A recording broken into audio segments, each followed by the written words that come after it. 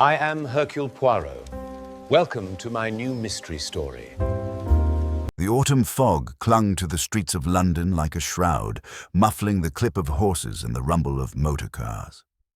Within the grand salon of the exclusive Belgrave Club, crystal chandeliers glittered above a gathering of society's elite. The evening was meant to celebrate the unveiling of an ancient tapestry recently acquired from a Venetian collection, an heirloom whispered to be cursed, though such talk was dismissed as the fancy of servants and journalists alike. But the night did not end in admiration of fine art. It ended in horror. At precisely 11 o'clock, as the club's clock struck, a scream echoed from the gallery. Guests rushed forward to find Sir Reginald Montague, industrial magnate, benefactor, and scandalously wealthy widower, collapsed on the marble floor. His lifeless body lay at the foot of the tapestry, his hands clutching at a curious object, a polished, golden walking stick gleaming unnaturally beneath the chandelier's light. Some swore it had not been there moments before. Others whispered that they had seen a stranger slipping silently through the gallery, a figure cloaked in dark velvet, leaning upon that very cane. The police were summoned, the guests restrained. Yet before order could be restored, it became clear that every person in that glittering hall harbored a reason to despise the victim. Jealous rivals, indebted gamblers, spurned lovers, and even those who professed friendship, each possessed motives that glinted as dangerously as the golden walking stick itself. And so, by the following morning, the name most often repeated in whispers throughout the club was not that of the victim, nor even of the mysterious stranger. It was a name spoken with mingled relief and apprehension, for its owner never failed to uncover the secrets others wished left buried. Hercule Poirot is in London. The Belgrave Club permitted no hysteria, even when a man lay dead beneath its chandeliers. Under the discreet authority of the club's secretary, Mr. Alistair Greaves, tall, spare, allergic to disorder, the gallery doors were locked, the servants sent below stairs, and the guests herded into the music room, where shaded lamps could not soften the metallic tang that clung to the night. A constable waited in the corridor. They came reluctantly, those pillars of a civilization that prefers scandal in the newspapers to scandal at one's elbow. Lady Eugenia Vance, splendid in peacock silk, worried a rope of pearls until it squeaked faintly. Captain Aubrey Lyle, shoulders of a cavalry statue, planted himself by the mantel and refused to sit.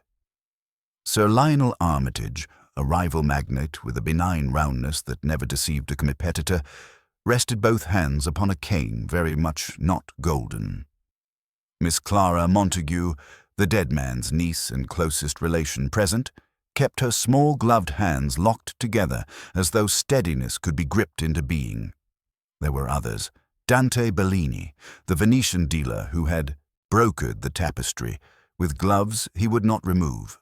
Iris Harrow, newest member, profile like a coin and a dancer's economy of movement. And Harold Pierce, Sir Reginald's secretary, colourless as blotting paper, his lips habitually pinched shut upon unwelcome information. Mr. Greaves looked over them as a head butler might inventory porcelain. "Ladies and gentlemen," he said, "the police will." Inspector Japp entered with a brisk nod and his sergeant, and the room acquired at once the sensation of a clock being wound. Japp's eyes went once around the half-circle and came to rest upon Greaves. "Nobody leaves," he said. "Sergeant, names. Keep your answers to facts." The ritual began. Name, address, connection to the dead, last movements. Pride and fear jostled memory. Captain Lyle bristled at a neutral inquiry. Lady Eugenia contradicted herself twice and blamed the lighting for it. When the sergeant came to Miss Montague, Japp's voice softened a shade. "You saw your uncle last when, miss?" 10 past 10. He complained the tapestry was hung badly and that the light killed its colours. He went to the gallery to instruct the staff. "And the walking stick?" "I had never seen it before tonight." "Nor I," said Harold Pierce unexpectedly, his tone apologizing for existing. Sir Reginald disapproved of canes. He boasted he would walk his golf rounds unassisted at 80. Yet he was found clutching one, Japp said. Golden and conspicuous. Mr. Bellini, you were in the gallery near the hour. 5 to 11 I adjusted the cordon, Bellini replied. People pressed too near. When I left, Sir Reginald was speaking with Captain Lyle. Eyes went to Lyle, who did not pretend to enjoy it. I congratulated him, he said. He observed that victory becomes the man who can afford it. I laughed. It may have sounded otherwise. You omitted, Iris Harrow observed without malice, that you called last month's winning bid irregular. If I lodged a grievance each time I lost, Lyle said, I should require a staff. Sir Lionel, benevolent as a bishop, folded his hands. We circle the stick. Whose is it? That, Japp returned, is the sort of question that looks simple. Mr. Greaves, do your porters recall a gentleman with such an article? Our porters recall gentlemen, Greaves said primly. Not their eccentricities. This is not the Savoy cloakroom. I did see a gentleman, Mrs. Harrow said slowly. Ordinary height, excellent evening dress, black velvet collar, clean-shaven, very still. He stood by the mantel when the clock chimed. The stick struck me as vulgar. A member? Japp asked. We do not challenge recognized gentlemen on gala nights, Greaves answered. There were cloaks and masks for the little tableau. Tableau? 3 attendants in Venetian masks to unveil the tapestry, Greaves said. Opera staff. They are retained below and accounted for. Good. We will see them, Japp said. Now, again, between 10:15 and 11. Keep to feet in minutes. They mapped the hour like sailors sketching a coast they had only felt in the dark. Cocktails, the unveiling, Miss Montague's brief, heated whisper with her uncle. An appeal for moderation, she insisted, a telephone call for Sir Reginald that Harold Pierce took and would not characterize. The captain's stride to the card-room and swift return. Sir Lionel's quiet talk with Bellini near the palm. Mrs. Harrow's absence in search of a shawl later found already about her shoulders. The secretary's errand to the office for a ledger that he could not produce when asked. Curses, Lady Eugenia offered, with the air of a woman paying a debt to tradition. Cling to textiles.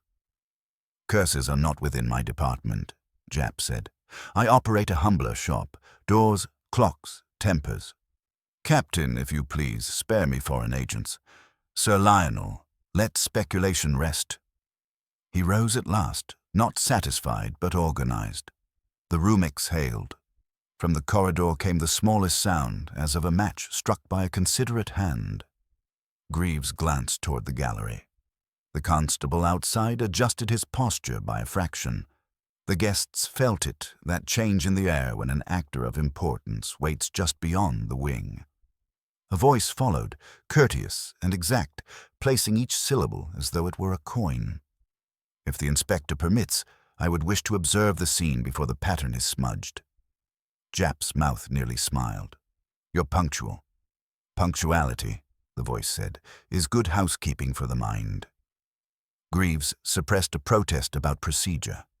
Miss Montague's chin lifted, hope and fear in equal measure. Captain Lyle performed a military shrug that concealed nothing. Sir Lionel's benevolence became contemplation. Mrs. Harrow's profile admitted curiosity. Bellini's gloves flexed once and were still.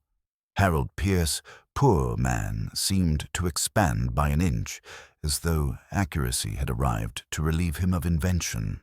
But the figure in the doorway did not yet cross the threshold, for even fame is announced at the Belgrave.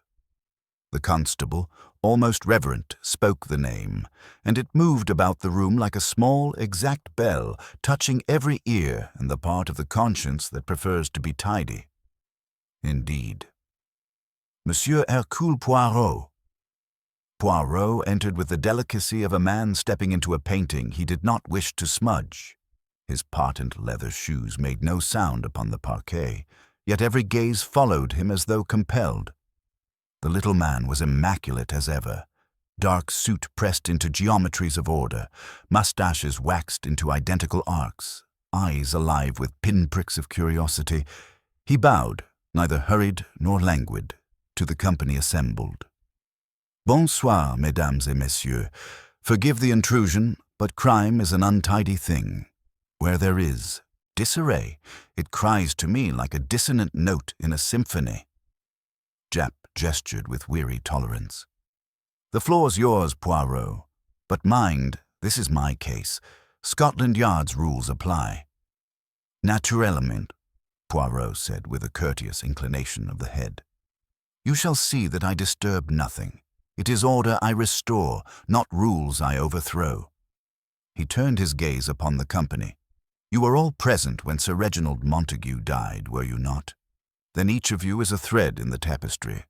I begin with the borders, the edges that constrain the picture, and slowly I shall see what design emerges." They watched him as he moved toward the gallery, Sergeant Barnes opening the way. Poirot paused before the body, now decently covered, though the outline beneath the cloth was plain. His eyes fixed not upon the corpse, but upon the polished golden cane beside it, resting across a chair where it had been placed. He bent close, but did not touch. "It shines too much," he murmured, "not only in the metal, but in its intention. A cane of gold, it is ostentation itself. Sir Reginald was a man of pride, yes, but of practicality. Such vulgarity? No, it does not belong to him." "Could belong to the stranger," Japp said. "We've got statements enough." Poirot straightened, turning slowly to face the semicircle of witnesses. "Ah, the stranger. Always there is a stranger when our friends prefer not to suspect themselves. Yet strangers, they do not glide unseen into the Belgrave Club, n'est-ce pas, Monsieur Greaves?" The secretary stiffened. "Our membership is exclusive. We do not admit unknown elements." "Exactement," Poirot replied. "And yet someone was unknown. How curious?" He tapped a finger lightly against his temple. "I make a little note here."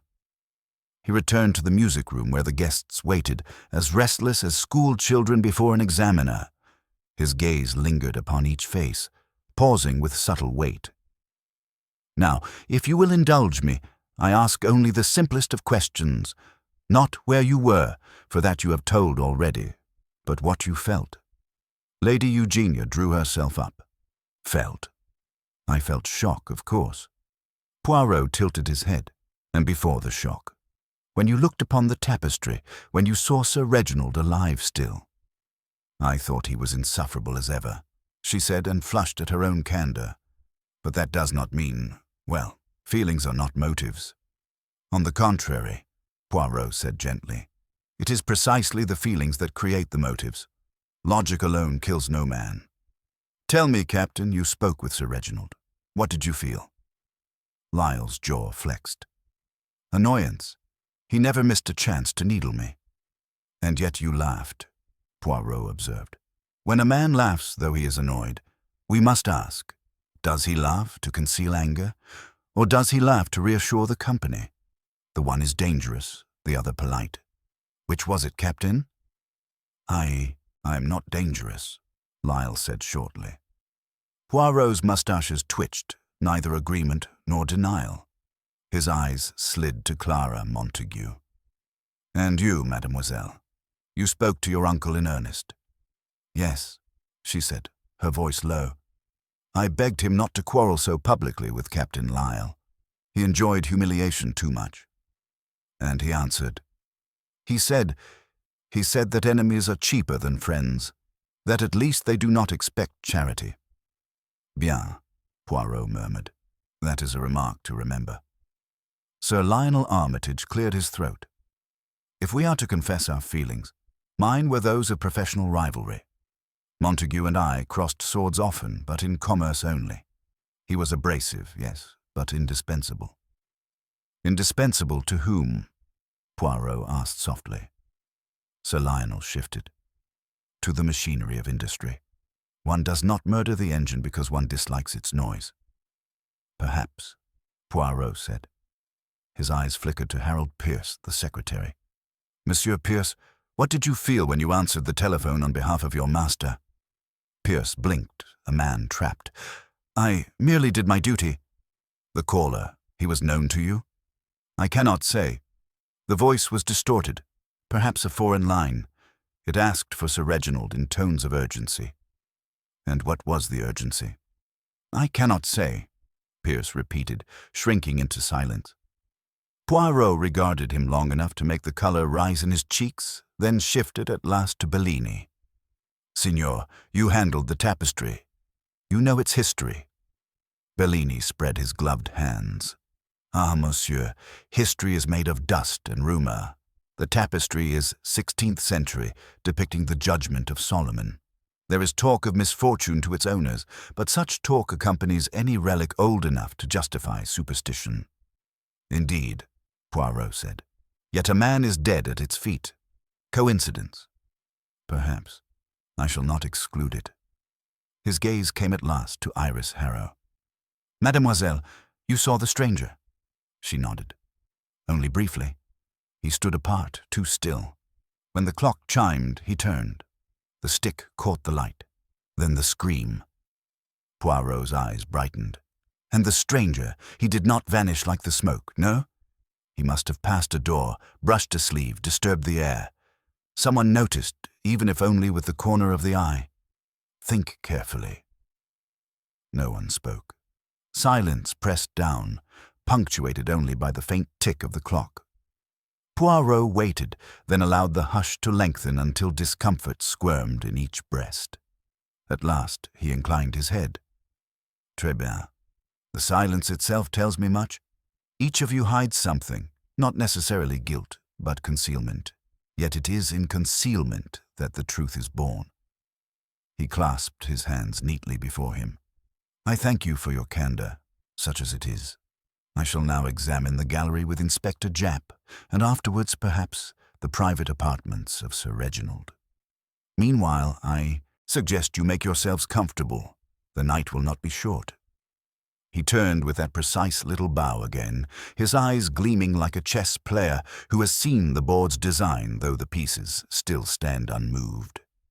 Behind him, the suspects stirred uneasily, bound together not by choice but by the golden walking stick that glimmered in memory, a riddle yet unsolved, and by the small Belgian whose orderliness promised revelations they might not welcome. Poirot ascended the short flight of marble steps back into the gallery, his eyes moving over the chamber with the precision of a man who arranges even the smallest items on his breakfast tray in symmetrical order. Japp followed, his heavy boots echoing, while Sergeant Barnes lingered at the door, notebook in hand.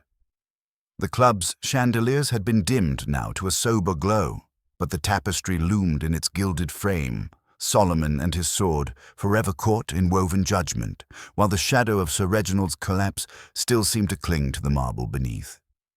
Poirot stood a moment, head tilted, before he approached the spot. The body lay here, he said softly, indicating with one small, elegant hand. But observe, mon cher Japp, the fall is strange. He clutched the cane, yes? Yet the angle of his body, it is not natural for a man to crumple so when surprised. There is a deliberateness to it, as though arranged after. Japp snorted. You mean staged? Can't see it. Montague dropped where he was struck down, poison, blow, whatever the doctor decides. Poirot crouched, examining without touching. Perhaps. Yet the details, they sing to me. Regard the shoes, scuffed at the toe as though he was dragged a few inches. Regard the cuff, creased oddly, as if straightened by another's hand. A tidy murderer, perhaps.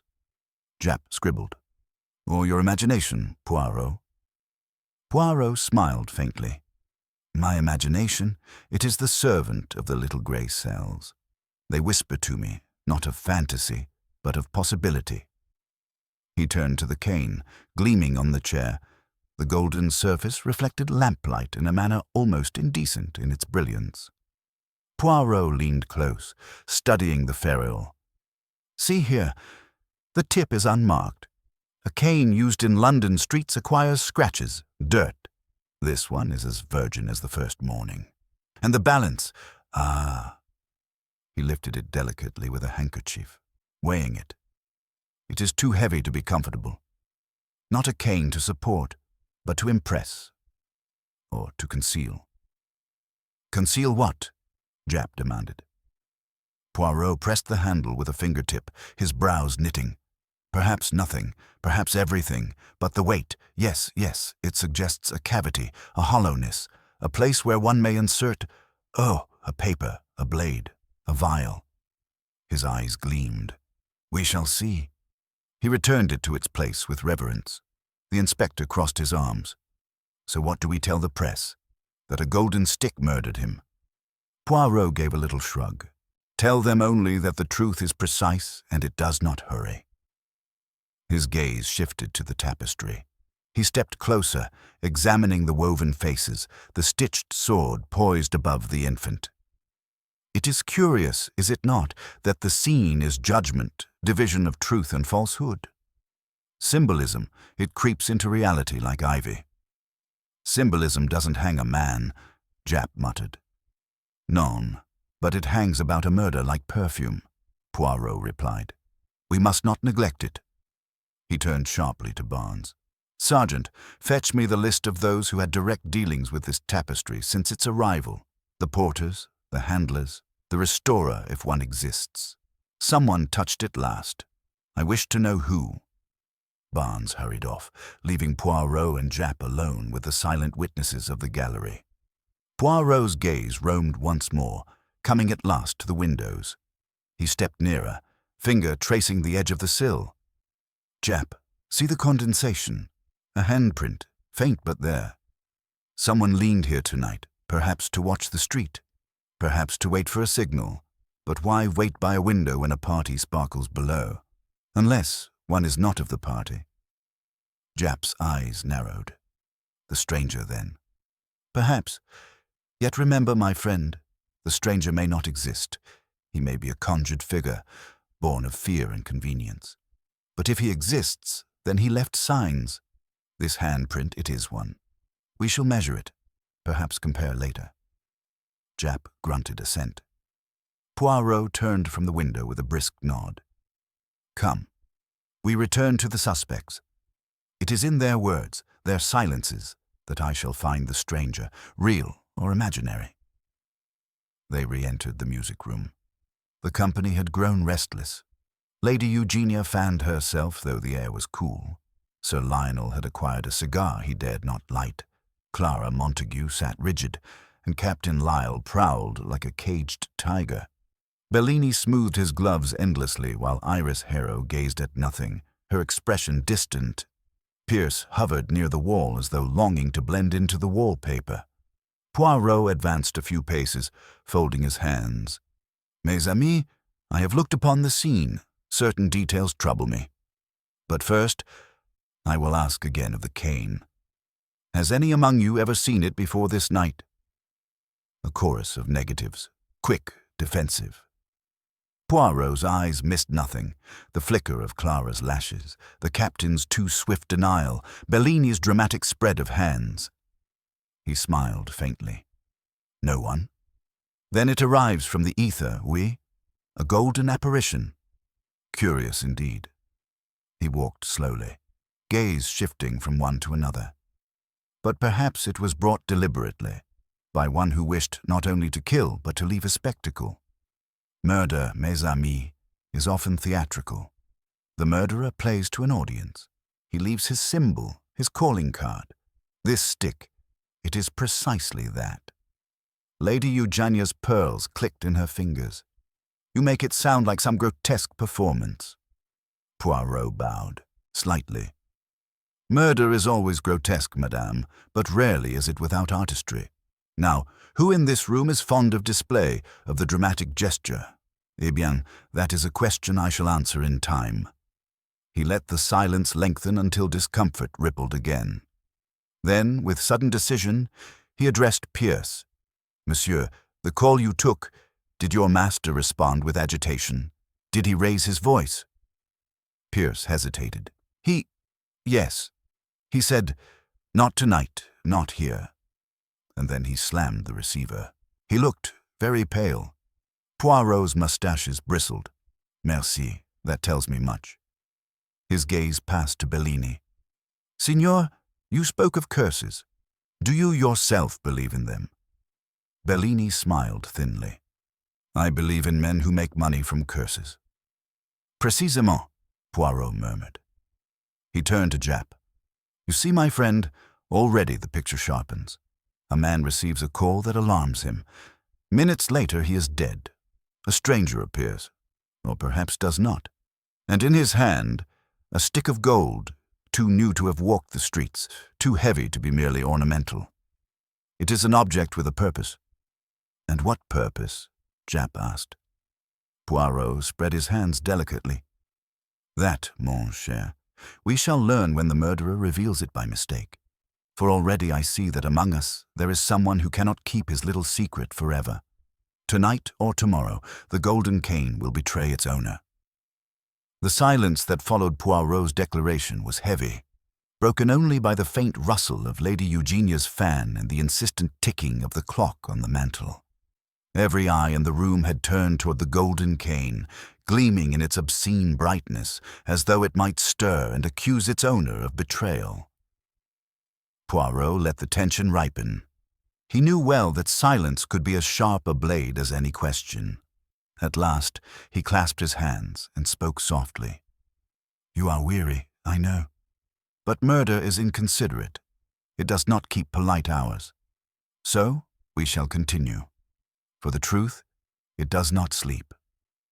He moved toward Clara Montague, who sat upright, her young face pale yet determined. Mademoiselle, you loved your uncle. Yes, she said quickly, too quickly. Though he could be cruel, I did love him. Poirot tilted his head. And yet, when he dismissed your plea tonight with harshness, you did not weep. You looked resigned. Clara swallowed. I knew nothing I said would change him. He thrived on conflict. I did not want to quarrel in public. Poirot's eyes softened. Ah, you are honest. And honesty, it narrows the path of suspicion. He turned away, allowing her to breathe again, and fixed his gaze upon Lady Eugenia. Madame, you spoke of curses. You are a lady of society, not of superstition. Why then the talk of curses at such a moment? Her pearls rattled against one another. Because one cannot ignore what is whispered.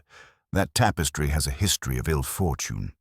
And Sir Reginald, delighted in inviting misfortune, he laughed at all warnings. Warnings from whom? Poirot asked sharply. Lady Eugenia hesitated, then said, From the dealer, from Signor Bellini. He cautioned Sir Reginald not to hang it on a night of festivities. Poirot pivoted, eyes narrowing on Bellini. Ah, signor, you gave such a warning. Bellini's smile was controlled. Pure courtesy. To enhance the mystique of the piece, collectors enjoy the suggestion of danger. Poirot's mustaches quivered. Perhaps. Or perhaps you feared what danger the tapestry carried not in myth, but in fact. Bellini spread his gloved hands in denial, but Poirot had already shifted focus. His gaze settled upon Harold Pierce. The secretary's hands fidgeted ceaselessly, as though his fingers longed for paper to occupy them. Poirot stepped close, speaking with sudden precision. Monsieur Pierce, when your master dismissed the caller, he said, Not tonight, not here. Those words, they are curious. You recall them exactly. Pierce nodded, hesitant. Yes, exactly those. Poirot's voice grew quiet. Then he expected the caller to appear, did he not? Not here, suggests he feared a meeting within these walls. The secretary faltered, color draining from his face. I cannot interpret his words. Sir Reginald never confided in me. Never, Poirot pressed. Yet you managed his papers, his calls, his accounts. He did not trust you, monsieur. Or he trusted you too much, perhaps. Before Pierce could answer, Captain Lyle interjected roughly, This is nonsense. We're being toyed with while the Yard ought to be finding fingerprints. Poirot turned on him with sudden fire. Fingerprints, mon capitaine, they are the alphabet of crime. But I, Hercule Poirot, I seek the words, the sentences, the poetry of human folly. Your impatience, it tells me you are afraid of what talk will uncover. The captain's face darkened, but he fell silent under Poirot's steady gaze. Poirot allowed the hush to settle once more, then addressed Jap. My friend, it is time we retire briefly with each guest, one by one. A private conversation, eh bien, it loosens the tongue. Jap grunted but nodded. All right, we'll begin with Lady Eugenia. Barnes, take the others to the adjoining library. Keep them in sight. The group rose reluctantly, muttering, and filed out under the sergeant's watch. Soon only Lady Eugenia, Poirot, Jap, and the constable remained in the music room. Lady Eugenia sank back onto the sofa, folding her fan like a shield. Poirot sat opposite, hands neat upon his knees. Madame, between us, no audience. You may speak more freely. You disliked Sir Reginald, did you not? Her eyes flickered. Everyone disliked him, but he was useful. Useful how? Poirot asked. He funded. He opened doors. He crushed rivals, and if one was clever, one could benefit from the ruins. He was detestable, but indispensable. Poirot studied her a moment, then nodded. It is curious. Twice tonight I've heard this word, indispensable. From Sir Lionel, and now from you. Yet indispensable men, they are often the ones whose disappearance reveals opportunities. I wonder who now stands to profit. Lady Eugenia's lips pressed tight. You speak of profit as though I were a tradesman. I have no need of Sir Reginald's fortune. Poirot smiled faintly. No, but you may need the absence of his enmity. She flushed, half rising. You insult me. Poirot bowed his head politely. Jamais, madame. I only illuminate. Jap signaled to Barnes, and Lady Eugenia swept out stiffly. Poirot sat motionless for a moment, fingertips pressed together. Do you see, Jap? Already the little contradictions show themselves. Each person speaks as though Montague was both necessary and despised. That is the root of danger, to need what one hates. Such a seed grows easily into crime. Jap grunted. I'll grant you, they're a pack of liars. But lies don't point to one pair of hands. Patience, Poirot said gently. The murderer will betray himself soon. For already I perceive the faint outline of the truth. The cane, it does not belong to Sir Reginald. Then to whom? One of them knows it well. One of them has touched it before. Jap raised a brow. You mean to set a trap? Poirot smiled, eyes bright. Exactement. A trap of psychology, not of wire. We shall let the cane speak, and in speaking, it will compel its master to answer. The next witness was summoned, and Poirot prepared himself, mind working with the exactitude of a clockmaker, each tick drawing him nearer to the revelation he alone could see taking shape behind the veil of human deceit. The door closed softly behind Lady Eugenia, and the next to enter was Sir Lionel Armitage. His round face was calm, almost benevolent, but Poirot noted how carefully he adjusted his cufflinks before sitting, a small ritual of composure. Jap remained standing, arms folded, while Poirot leaned forward, fingertips pressed together in his familiar steeple. Sir Lionel, Poirot began, voice smooth, you and Sir Reginald were rivals, yet also colleagues in the grand arena of industry. Tell me, how does one describe such a relationship? Was it war, or was it sport? Sir Lionel gave a mild smile. Business is neither war nor sport, Monsieur Poirot. It is necessity. Montague and I crossed paths often, yes. We competed, but competition is the engine of progress. Poirot's eyes sharpened. And when the engine breaks, one competitor profits, n'est-ce pas? Already I have heard two voices call Montague indispensable. But indispensable men, they are not mourned. They are replaced, perhaps by you. Sir Lionel's brows rose. You think me so base? My factories thrive without his fall. In fact, his recklessness often endangered markets. His absence brings not profit, but instability. Poirot considered him. Instability, yes, but perhaps you are better equipped to master it than he. I ask myself, did you see opportunity where others saw chaos? Sir Lionel spread his hands. You twist words, monsieur. I am no murderer. I sought alliance, not his end. Poirot nodded slowly, then asked, and the cane? Have you seen it before? Sir Lionel shook his head firmly. Never. I find it vulgar, as do we all. Poirot studied him a moment longer, then dismissed him with a courteous bow. When the man had gone, Poirot murmured, a practiced tongue, that one. He hides much, but perhaps not murder. Still, I make the note. The next was Captain Lyle, who entered with shoulders squared, defiance radiating.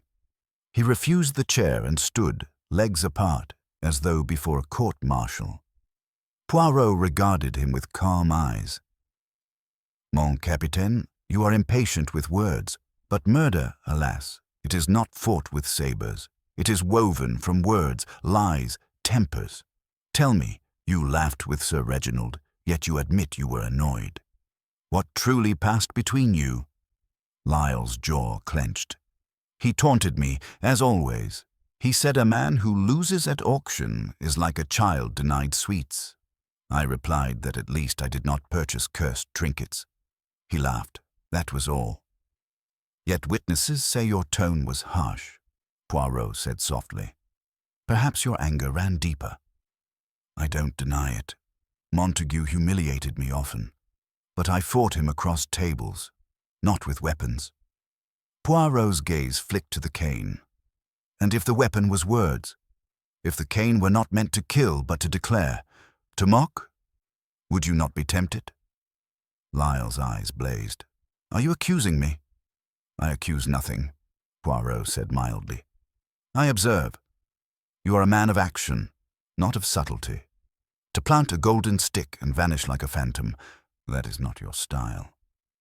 Lyle exhaled sharply, shoulders loosening. At least you see that. Oui, Poirot murmured. But sometimes a man acts against his style to mislead. That too I consider. Lyle's glare lingered, but he departed without another word. Poirot remained composed, though Japp muttered, You'll drive him to punch you before long. Perhaps, Poirot said with a small smile. But anger, it reveals truth more quickly than calm. The door opened again, admitting Iris Harrow. She glided to the chair, posture perfect, eyes unreadable. Poirot inclined his head. Mademoiselle, you saw the stranger most clearly. Describe him again. She spoke evenly. Tall, well-dressed, with a velvet collar. He stood too still. The stick caught the light. Then I turned, and there was the scream.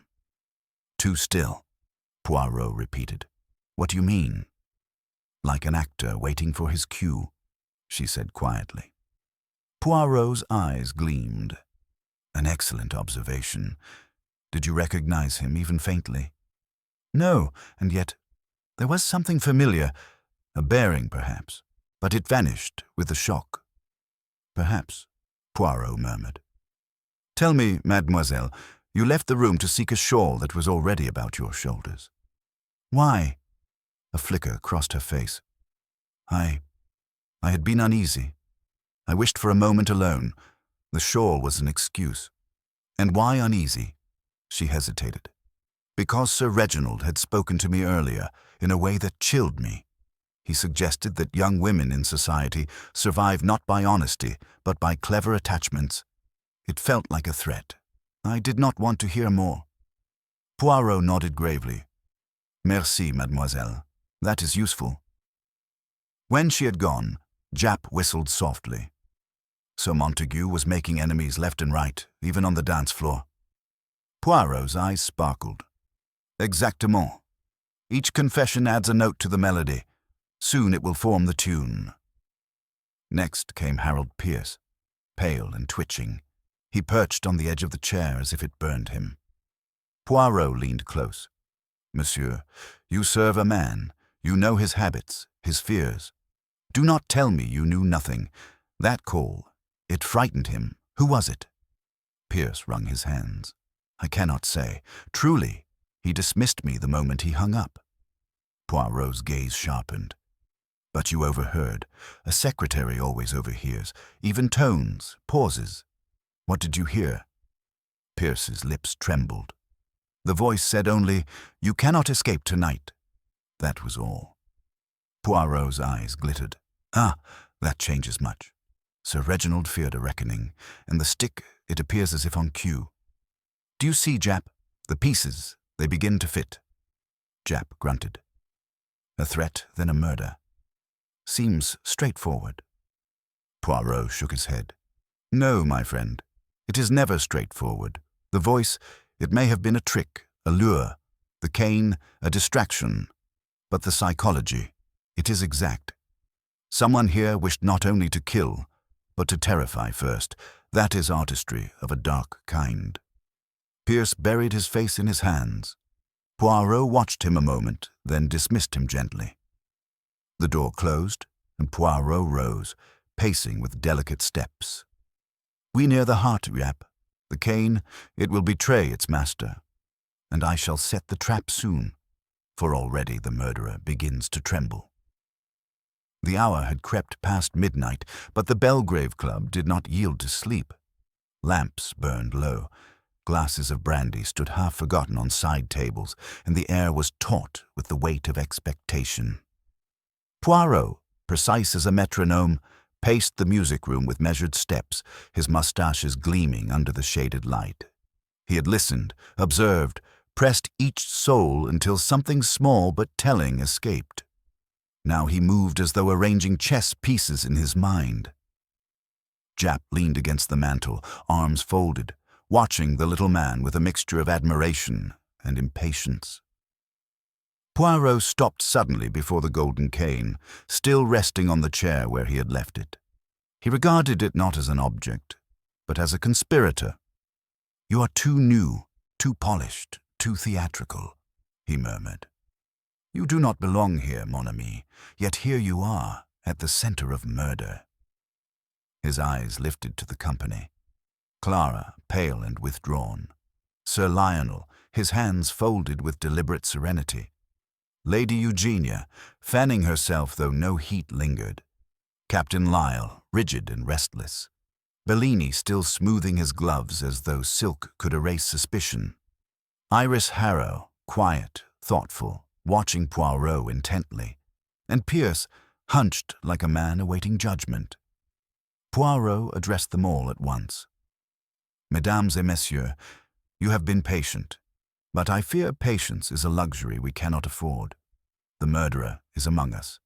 Of that I am certain. The golden cane is not a curiosity. It is the key. And to discover its owner, I must see how each of you responds when it is placed before you. Jap frowned. You're going to test them with the cane? Mais oui, Poirot said softly.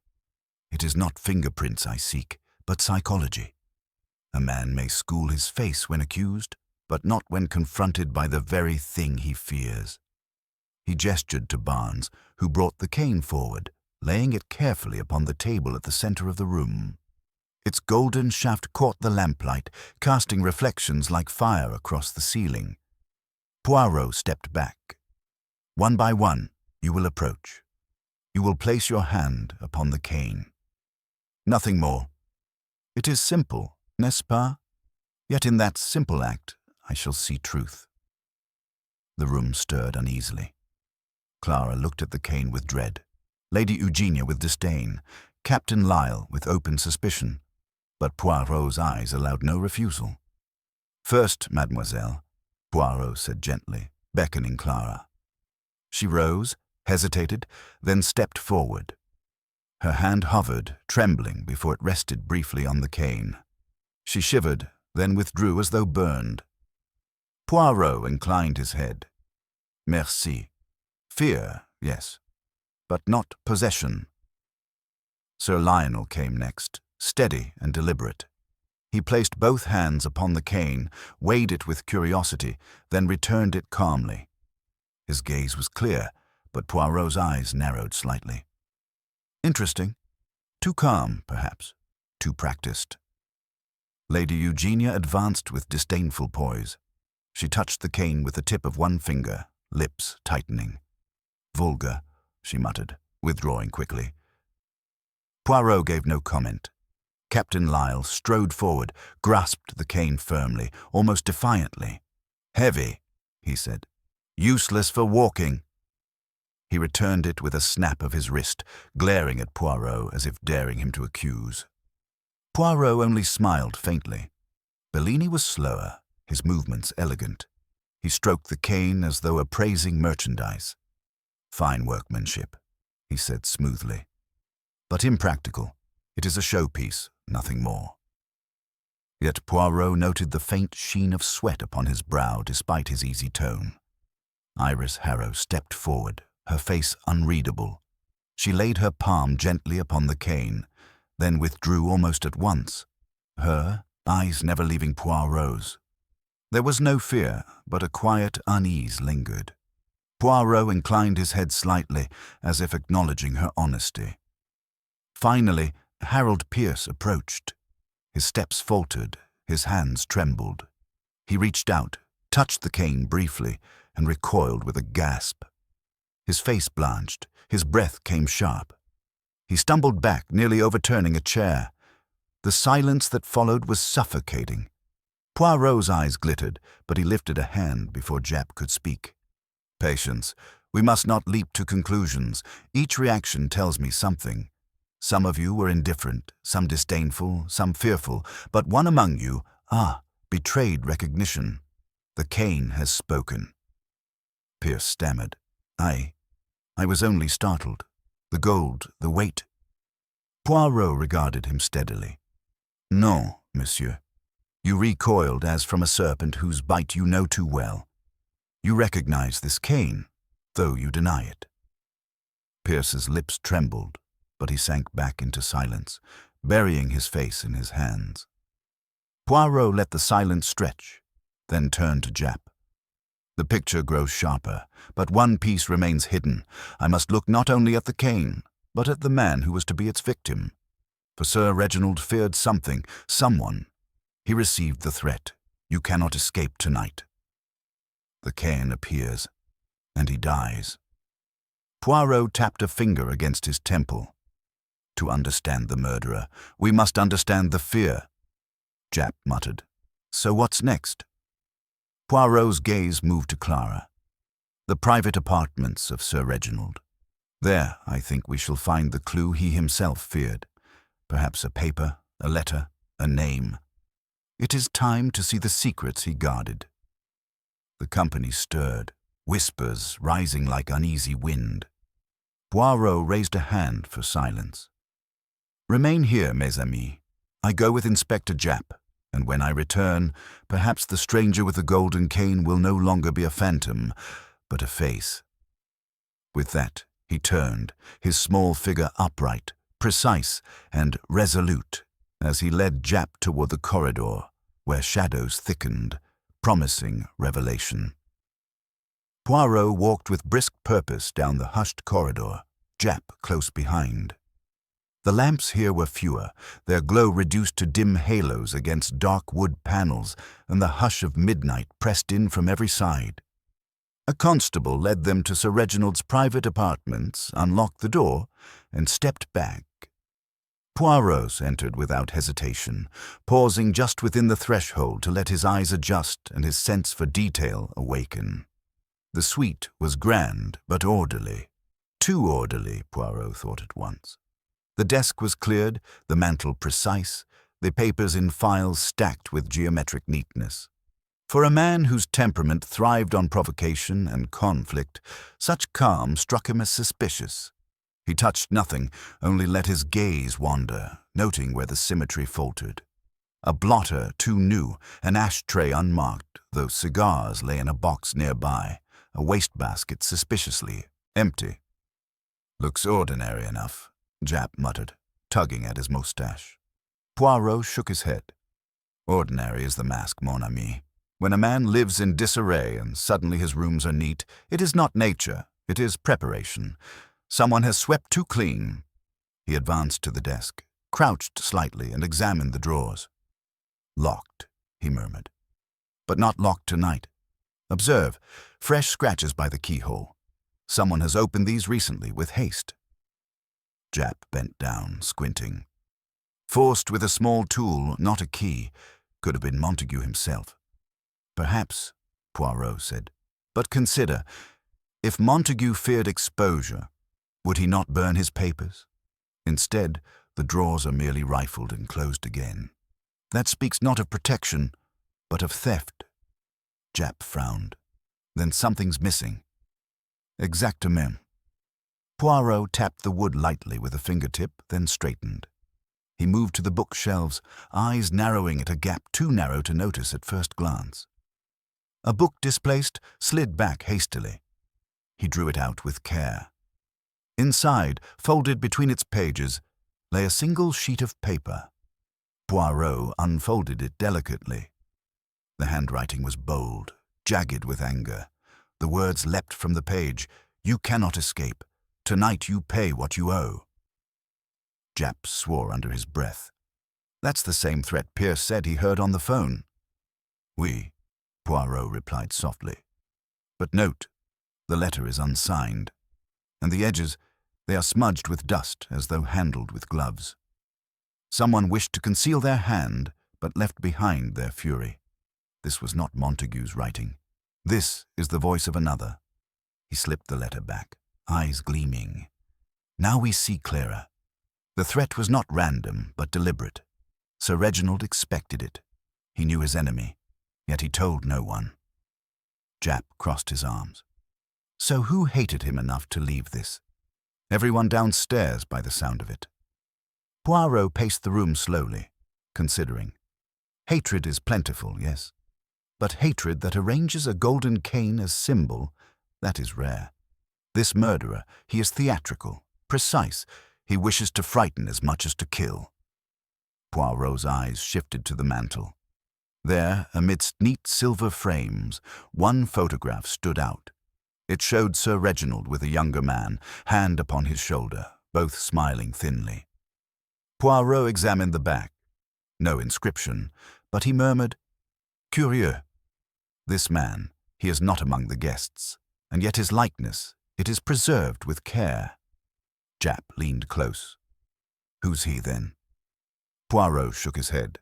"Not a family resemblance, perhaps an associate, perhaps more. We must inquire discreetly." He replaced the frame precisely where it had stood. "But it tells me this. Sir Reginald had ties unknown to his circle tonight, and it is from those ties that the threat may have sprung."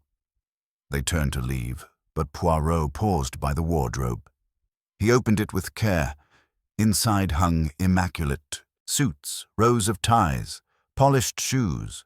Yet one hanger was empty, conspicuously so, its outline free of dust. Poirot touched it gently. He wore a garment tonight that is not here now. What was it?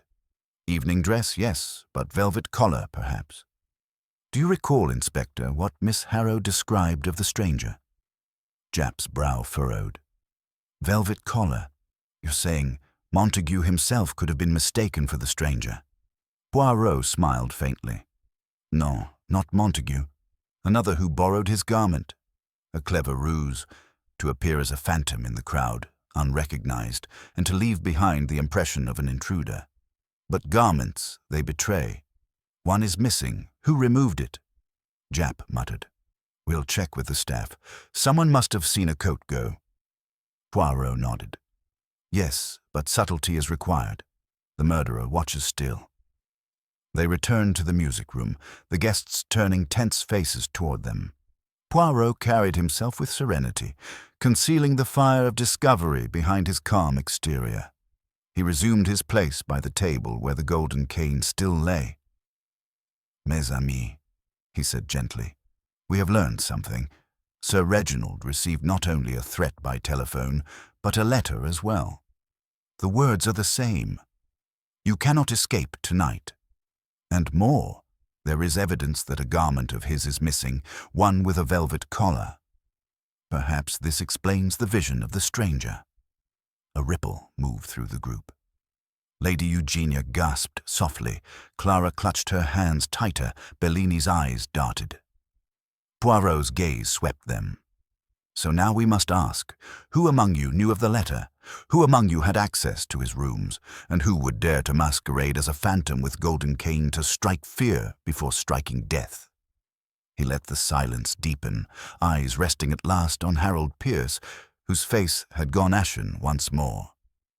Poirot spoke softly, each word deliberate. Already the truth advances, step by step. Soon there will be no more shadows in which to hide. The silence that followed Poirot's words was thick, pressing upon every face in the room. The mention of the missing garment and the threatening letter had struck like a bell in the stillness. Clara's lips parted in shock. Lady Eugenia's fan froze mid-motion. Captain Lyle's shifted restlessly, as though itching for action, and Bellini's gloves squeaked faintly as he clenched them. Iris Harrow's gaze was steady, fixed upon Poirot with unreadable calm, while Harold Pierce shrank in his chair as if the very walls leaned toward him. Poirot stood motionless, hands folded neatly, waiting for the tension itself to loosen tongues. It was Lady Eugenia who broke first, her voice sharp. "This is monstrous, a phantom in borrowed clothing, a cane of gold, threats whispered by telephone and inked upon paper, says it is a melodrama, not a crime. Surely you do not expect us to believe that one of us staged such absurd theatre?" Poirot inclined his head. "But yes, madame, it is precisely theatre. Murder is rarely dull, it craves attention, it seeks to dominate, to leave behind a symbol. The golden cane, it is not a weapon, it is a curtain raised, and behind that curtain, the truth waits." Sir Lionel spoke gravely, his tone measured. "If Sir Reginald received such a letter, why did he not confide in me? We had our quarrels, but he was no fool. He would know he placed himself in danger." Poirot's eyes glinted. "Ah, but you see, monsieur, a proud man does not admit fear to his rivals. He conceals it. Perhaps he thought he could outwit his enemy. Perhaps he intended to expose him at the club. But his enemy struck first." Captain Lyle's voice cut through, harsh. "Then find the blasted enemy and stop circling us like hawks. You've tested us with that cane. You've dug in drawers. What do you know, Poirot? Enough of riddles." Poirot regarded him calmly. "Patience, mon capitaine. The truth, it arrives as a train, not as a bullet. It comes with steady rhythm until the moment it crashes into the station. Already I see its lights." He turned suddenly toward Pierce, who flinched as though struck. "Monsieur Pierce, you trembled when you touched the cane. You gasped as though meeting an old acquaintance. You must explain." Pierce's lips moved without sound before words tumbled out, thin and frantic. No, I swear I knew nothing of it. It startled me, that is all. I've never seen it before." Poirot stepped closer, his voice soft but implacable. "You say never, yet your eyes betrayed you. They widened, not with surprise, but with recognition. Did Sir Reginald speak to you of this cane? Did you fetch it for him? Or perhaps, monsieur, it was you who hid it among his enemies tonight?" Pierce sagged in his chair, his thin hands twisting. "No, he mentioned once that someone had sent him a gift. A strange gift." He laughed, but there was fear in his laugh. "A cane," he said, "golden and hideous. He kept it locked away. I thought it nonsense." Poirot's mustaches lifted slightly. "Ah, a gift. That is most important. And when did this gift arrive?" Pierce whispered, 3 days ago. No name upon the parcel, only tissue paper and a card with 2 words, "Walk proud." The room stirred with unease. Poirot's eyes gleamed with triumph. "Voilà. The mystery clarifies. The cane was introduced before the crime, prepared as a symbol, a warning. Tonight it was revealed at the moment of death. Do you not see? This is not a weapon of chance. It is the murderer's signature." Bellini gave a sharp laugh. "Brittle. Then we search for one who delights in drama. Who here is theatrical? Perhaps the actress among us, Miss Harrow." All eyes turned to Iris, who remained still, her gaze steady. "If I wished to terrify," she said coolly, "I would not cloak myself in shadows. I would stand in the center and speak aloud. I'm no phantom." Poirot inclined his head. "Well spoken, mademoiselle. No, the murderer is not the one who flourishes openly, but the one who hides behind masks. That is why the velvet coat is missing. The stranger is no stranger. He is a member of this very circle, clothed in borrowed guise." Japp stirred at last, impatience in his tone. "So which one, Poirot? You've got them all sweating. Are you saying Pierce, because of the gift, or Bellini, with his talk of curses, or one of the ladies to throw us off the scent?" Poirot raised a finger. "Not yet, my friend. The trap must close at the right moment. But know this, the cane, the coat, the letter, the telephone call, they all belong to the same hand. A hand that delights in fear before death. And such delight, it is not common. It requires a mind steeped in control, yet touched with vanity." His gaze drifted slowly across the group. Sir Lionel shifted uneasily for the first time. Captain Lyle's jaw clenched. Lady Eugenia's pearls trembled in her grasp. Clara's eyes shone with tears. Bellini's gloves tightened. Iris's stillness deepened. Pierce's shoulders sagged further. Poirot let them sit in the silence of their own conscience before he continued. "We are close, mes amis. Very close. Soon I shall gather you all, and the curtain will fall. But before that, there is one step more. I must examine the gift if it remains.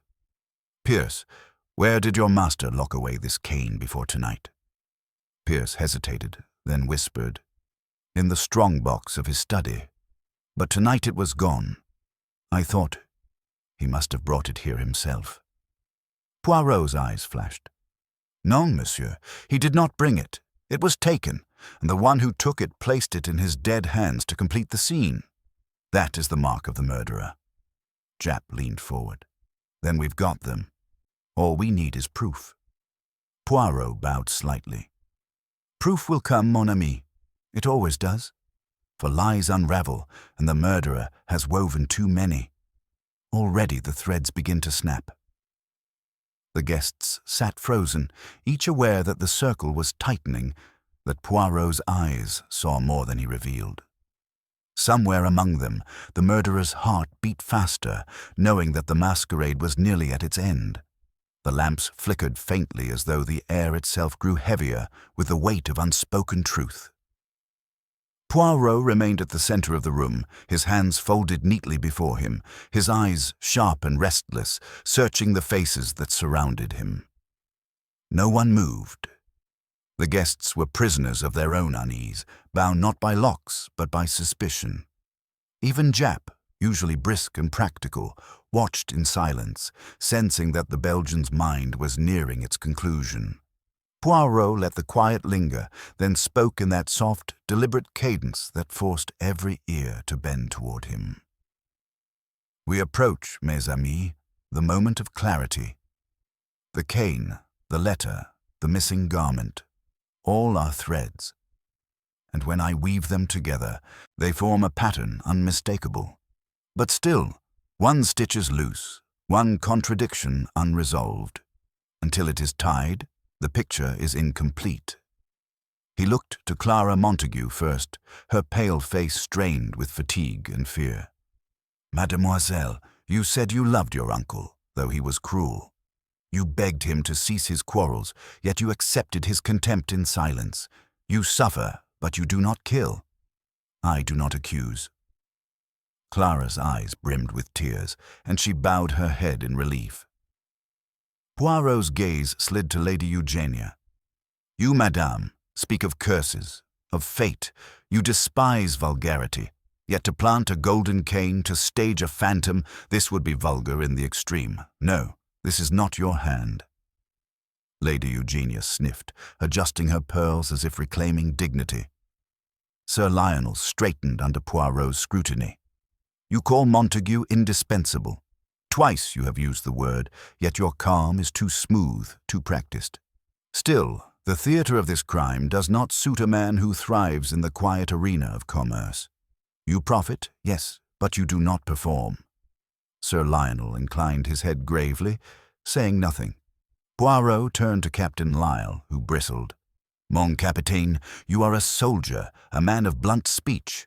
To stage such a drama, to borrow a coat and frighten a room with shadows, that is not your method. You fight your enemies face to face. I do not release you from suspicion entirely, but I say the play-acting is not yours." Lyle's lips twitched, half pride, half frustration, but he held his tongue. Poirot's eyes fixed next on Iris Harrow. "Mademoiselle, you saw the stranger most clearly. You compared him to an actor awaiting a cue.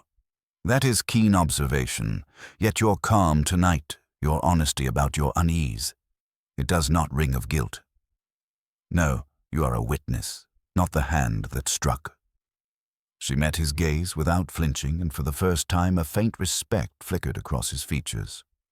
At last, Poirot's attention fell upon Bellini and Pierce.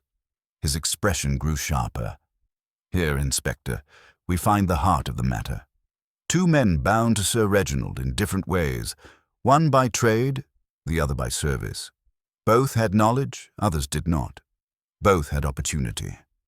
Bellini raised his chin, a thin smile curving his lips. "You accuse me, monsieur? I brought the tapestry, yes, and I spoke of curses. But curses do not kill. Commerce does not stain my hands." "Ah, but commerce has its theatre," Poirot said. "You warned against the unveiling on a night of festivity. Perhaps you hoped to heighten suspense, to increase value. But perhaps you knew also that suspense would cloak a darker purpose. Yet your gloves, signor, always you wear them. Why? To conceal hands that once held the golden cane." Bellini's smile faltered. "It is habit. Venice breeds elegance, not guilt." Poirot's eyes gleamed, but he turned suddenly to Pierce. "And you, Monsieur Secretary, you knew of the gift. You alone admitted it, though reluctantly. You handled the package. You saw the words, 'Walk proud.' You trembled when you touched the cane because it recalled to you that moment. You say your master kept it locked away, yet tonight it appeared in his dead hands. Who could fetch it from his strong box without raising alarm?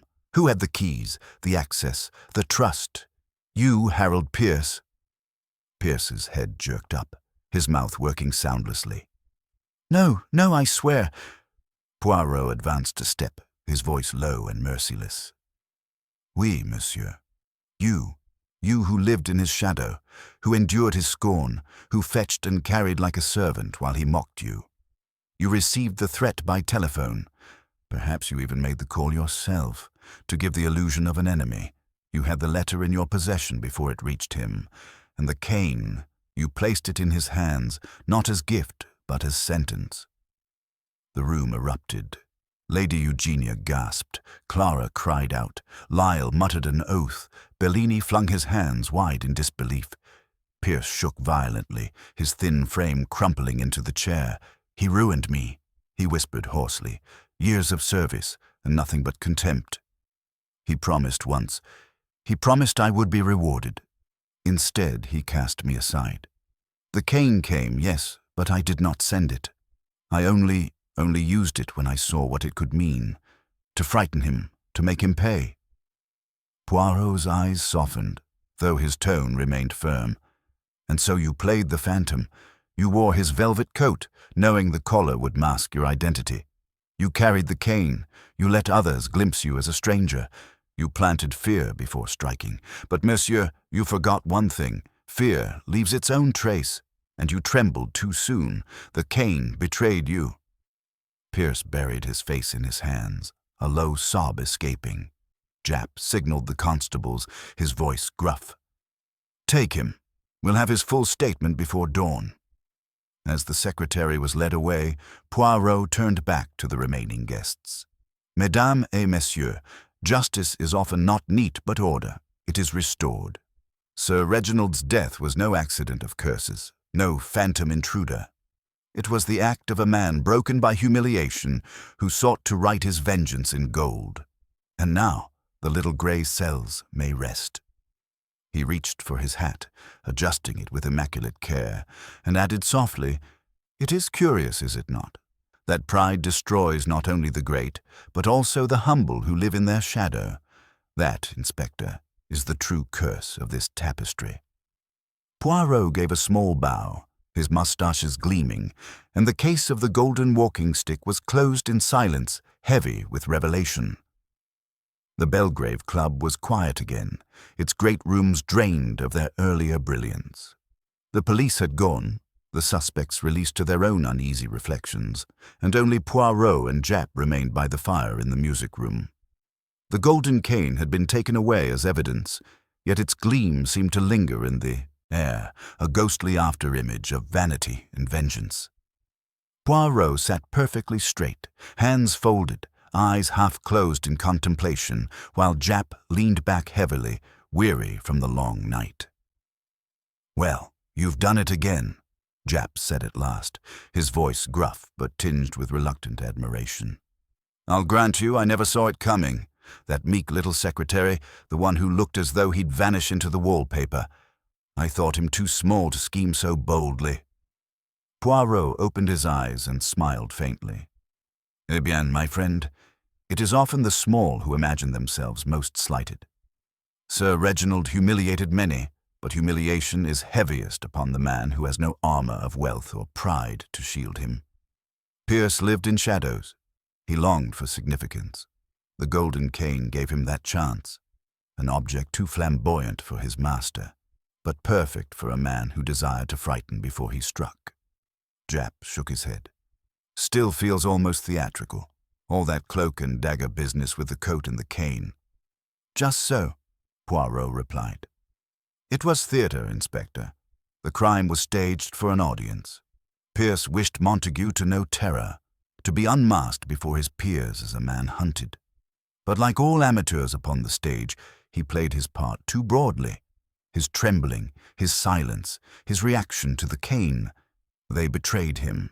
Psychology, mon cher, not fingerprints." Japp gave a half-laugh, half-sigh. "You and your psychology. Still, I can't argue with results. Scotland Yard will call it another miracle of Poirot's grey cells." Poirot inclined his head modestly. "It is not miracle, only method. One observes the contradictions, the little things.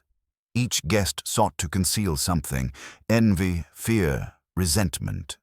But concealment is not guilt. Only Pierce had the knowledge, the access, and the desperation to weave all these threads together." The fire crackled softly. For a time they sat in companionable silence, the weight of the night easing. Then Japp rose, pulling on his coat. "Well, I'll leave you to your reflections, Poirot. Some of us need sleep, though I reckon you thrive on these puzzles." Poirot smiled gently. "Sleep is good, yes. But order, it is better. Tonight the pattern is restored, and the world, it feels a little less untidy." When Japp had gone, Poirot lingered a moment longer, gazing into the flames. He thought of Clara's pale face, of Iris's quiet observation, of Lionel's polished calm, of Eugenia's brittle disdain, of Lyle's restless defiance. All had been players in the drama, each carrying their private motives, their shadows.